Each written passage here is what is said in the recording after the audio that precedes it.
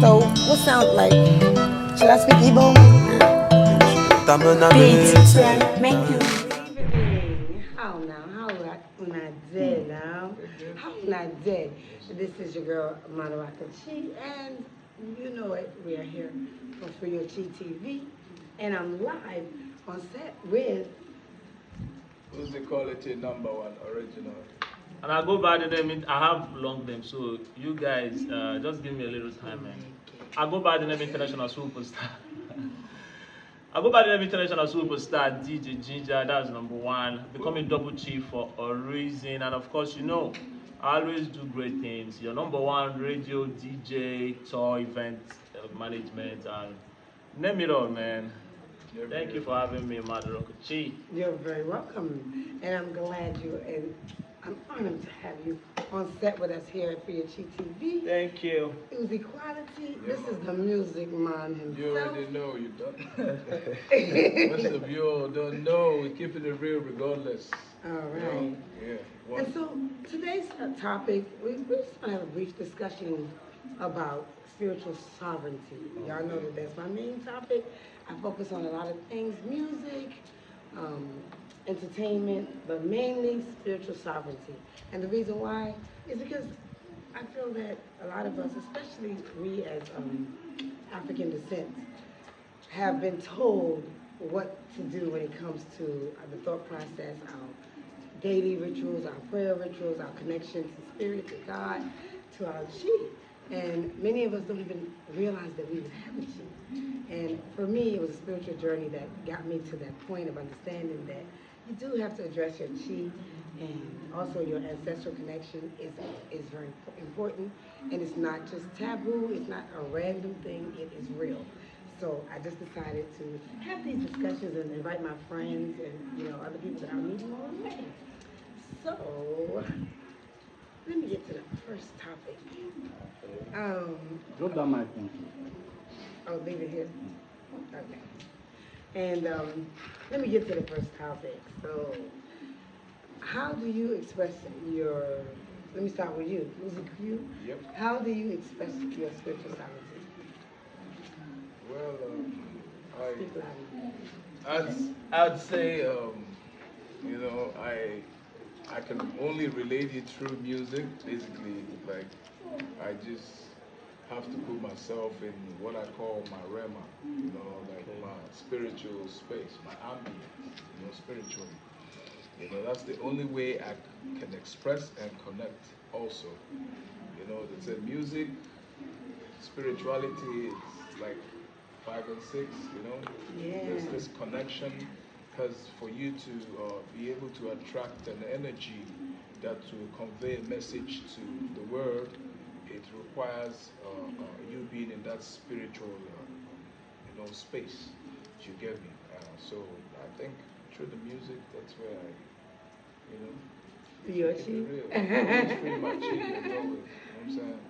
Yeah, so that's just I really like that response because one thing that I noticed on my journey was that when you see most of the people who are, especially in the U.S., most of the people who have been discovering, self-discovering, like tapping into spiritual truth and living in their spiritual sovereignty, expressing this, like, well, we have a movement, a consciousness movement, and most of them are musicians. If you look and you see speakers right now who are online or live, like if I could name a few, like the Billy Carsons and some of the people, no matter what, I promise you. Well, Fela is a musician. I'm talking about people who you don't even know that they're musicians. Well, all of a sudden, you find out later that they are actually musicians and they record music. So I was just like, wow, I'm really impressed by that. So it makes me understand my own journey, because I've always been on a spiritual journey and I've always been on a music journey. So it makes sense. DJ Ginjah, how do you express your sovereignty? To me, I think is a part that has to do with you taking charge of your inner spirit, your spirit man, because this is all about you knowing what you want. Because if you don't know what you want, definitely the particular part you're going to be taking, like you will be lost. Like I jotted out down one or two things. At least I have number one via the sovereignty. It has to do with living authentically within you and your inner spirit. You know? And I'll go with the alignment. It has to do with you understanding who you are first. Because if you understand who you are and you understand the parts in which you're taking in to really pay close attention to your spiritual man, then if you're doing music, you should be able to know that this thing is working for me. Or your inner spirit could be able to at least navigate towards that particular thing that you really want to do. Because if they are not involved, if your spiritual man is not involved, there's no way you will really get it right. You know, so it has to do with a cleansing. It has to do with a whole lot of is big. Spiritual detox. Yeah. It's big. It's big, and I believe with time, I believe I would like you to at least help us find how we can balance the harmony when it comes to this sovereignty of a thing. Because I know if you, number one, just understand your chi first. Because if it's through understanding your chi, you can start having directions. Because just for instance now, you want to travel to Enugu, and you know this is the road that leads to Enugu. Yeah. Now you're on that particular road without asking questions. Like you're gonna make mistakes because there's still a whole lot of wrong turn. That's what I mean by your chi. Because me, I do ask questions a whole lot, and I've come to understand that anything I'm doing, if my chi is not involved, then I don't think I'm going to get it right. So that is why I said this. Yeah, this sovereignty is all about finding path to your inner guidance. I love that. You said a couple of things that I wanted to tap in on. You said living authentically, right? And you also mentioned alignment. And these are things that are literally lessons that are part of the whole Free Your Chi guidance. If I was to put a school together, like literally, these are on the list of the lessons. You know, it's living in authenticity, meaning living in your truth. We're not here to just be followers, or you know, we're not meant to go with the norm and just go with that and be okay with that. You're gonna get to a point where, in that road of trying to follow everybody else or following the fads or you know doing the dogma thing or just getting caught up in dogma, at some point a question is risen inside of your heart, inside of you, and that's where you're meeting your chi. Some of us ignore it, and some of us don't even know. We think, oh no, because everybody said I'm crazy if I brought that up, or you know, I look wild, I look kind of, you know, scary, or I'm doing something weird. No, you're not, because that's where the that was beautiful. That's where the lessons come in terms of like your chi, learning your chi. Yeah. Then you mentioned the part about alignment. Dr. B. Serious, another one of my mentors from the U.S. Dr. B. Serious, he talks about spiritual alignment. Oh my God, it's another one that I really learned so many big things from. Being spiritually aligned and being in tune. Okay, there's a major movement right now in the U.S., especially in the South, like Atlanta, a lot of places like that. A lot of people, maybe even from the North, that gave up on the whole New York scene, came down South. I ain't even gonna say it came from the South, but a lot of people are down South now, and we have a whole spiritually conscious movement. And being spiritually aligned is one of the major things that we discuss. And it to me, I feel like that's another way of saying freeing your chi. Yeah. Or tapping into your true, unleashing your dragon, finding your connection to spirit within, looking in the mirror, doing your mirror work, answering questions, forgiving yourself. There's a three-part thing you can do. Commit, you know, tell yourself what you're proud about. 10 things you're proud about. You can tell yourself things that you forgive yourself for. That's your mirror work. And you can tell yourself things that you commit to in your changes. Because we are brought up in this world that I call the matrix. And it's basically a code. It has a whole lot of codes. It's coded. It's so coded. We don't realize that we are like spiritual beings. We just think that we just see each other, that's it. We're just flesh, that's it, to be. But we are spiritual beings. And we can really, really kindly say that we can decode the matrix by tapping into our chi. Yeah. You know what I mean? That's where self-reflection comes in. Because it has to do with your trusting your intuition, like your inner self for your own wisdom. Because I so much believe in the code, the matrix code, because I know it's a whole lot of codes that has to do with line of duties. Because just like in school, you're being taught social studies, IRK, and so on and so forth. To me, all those things are cool, because if you're not being taught, there's no way you know about that particular study. Just like we are being taught about life whenever we are in church, Bible readings and all those things. Like you find out that the particular Bible reading that you know more reflects more how you go on believing. That's why this whole spirituality, it tells more to man. Man, I mean male and female. Yes, because human, yeah. Because it has to do with teachings, doctrines. That's why you see this church. I'm not going to mention names of churches, but we know churches that don't put on prawns and like they have their own doctrine. This particular church have their own. So to me, all these things are codes on how to live. The on matrix. How to live. They make this, and it's telling on them, and because it's telling on them, they will now build it among themselves to be able to walk within their intuition.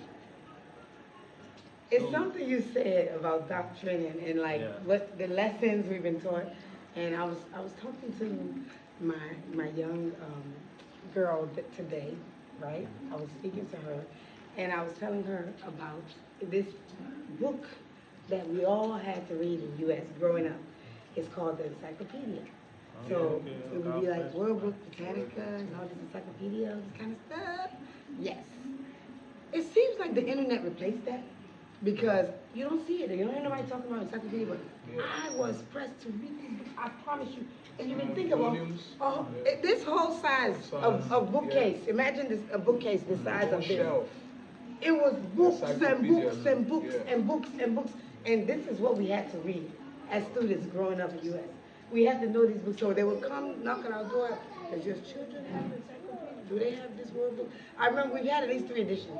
Because over time, they come and sell you another one. We're doing this. My dad is like pressed for us to be reading. So he will bring it by us, and next thing you know, we have another edition. We have the old one, the newer one, And I remember being pressed to read those books. Because me, I just wanted to be learned. If it's Bible, I'm reading those Bible. If it's any books, I'm going to try to read. So if I may cut in, you found out that the period you read the encyclopedia is the next of episode or volume of the books brought to you. They don't seem alike because there's change. There's change because I read the encyclopedia myself too. Like, you know about countries, you know about what they have, what they manufacture, like what they are known for. Now, you talk about the internet. The internet makes it easier for people not to carry this volume of books, not to get the whole shelf, all stuffed up. You can easily access this stuff with your phone. So you see, change is constant. Now you find out that the same country with this no longer have those things. Another country has taken over. So all these things relating to the subject matter, which is the spiritual sovereignty. Yeah. I'd say that there are so many ways to get to know your chi. A whole lot of ways. Because I'll tell you for free, religion destroyed the world. I must be very factual because most people brought it to divide their enemies and conquer. They brought in religion, they brought in education. Now, what is education? People tend to bring in their way of life, their language, to make you understand that, to be able to relate with them. So they didn't really bring that for you to be educated like that. And learn it, they right. keep you in the shadow. I'd say it's a modernized slavery. Now they've conquered you, so they bring in education for you to know how to read and write in their language. So yours is off the picture. Yours is second class. On that note, yes. On that note, now that you brought that up, I'm gonna go there. Okay. There is a new thing where for me it's not new, to be honest. If most seekers, someone who's seeking after truth since they were a child, it's not new. Okay, the whole thing being uncovered about Jesus not being a white man. I feel like to me this is old news, but some people are shocked about this news. Yeah, well, they're being factual. Yes. They're being factual. It's basically like if you read the Bible, like I will read it every year over and over again just to make sure, just to learn more. If you read the Bible, you can see in the Bible, literally, hair of wool and lambs' feet that's like charcoal. Yeah. And how can that be a white man? I don't understand. How can that be a white man? How does that happen? Do you understand what I'm saying? So you have to just use common sense sometimes. So the Bible has so many truths in it, and I feel like you can't just stop there. So, as you were saying, because they're going to teach you that thing. Yeah. But the Bible might be just what they read over here in this country.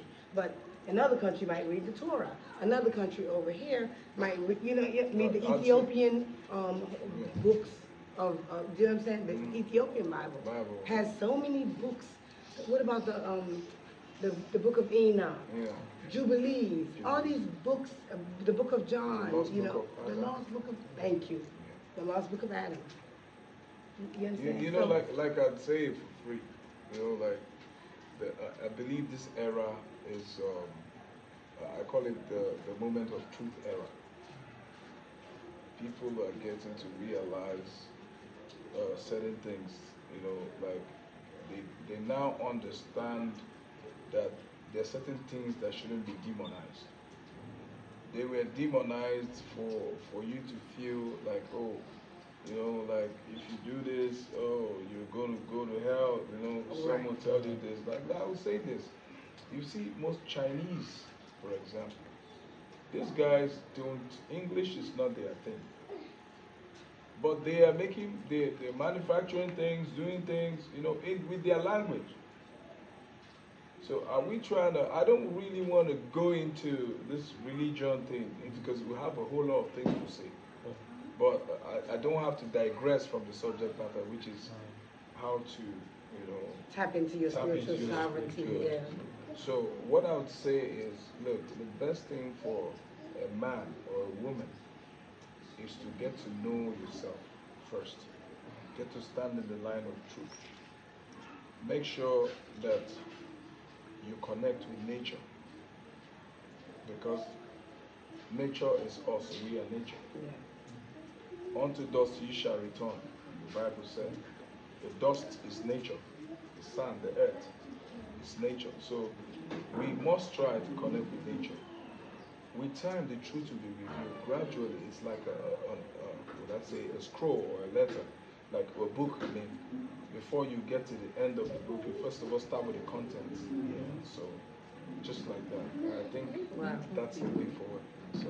Yeah. Do you have anything? Yeah, I know we are drawing close to conclusion because This is a wonderful time, and I would like I to can have this topic over and over and over for hours.